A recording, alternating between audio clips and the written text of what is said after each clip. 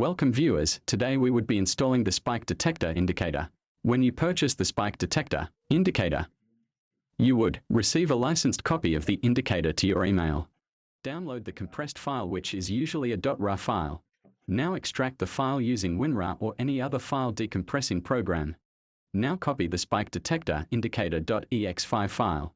Open your MetaTrader 5 program. Click on File located on the top left corner. Click on Open Data folder. Next click on MQL5. Indicators. I already created folders for each of my indicator in here. So I will be opening the spike detector indicator in folder and paste the file we copied earlier and close the window. Now head over to the indicator panel and refresh.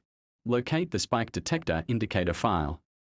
Click and drag it to the chart window to apply. And that is it. Very simple and straightforward. The blue bullish arrow stands for a spike signal in case of boom indices, while the red bearish arrow is a spike signal in case of crash indices. Thanks for watching. Make sure to join our Telegram channel. Would leave the link in the description. Join our Telegram channel and witness live spike signals using the spike detector indicator.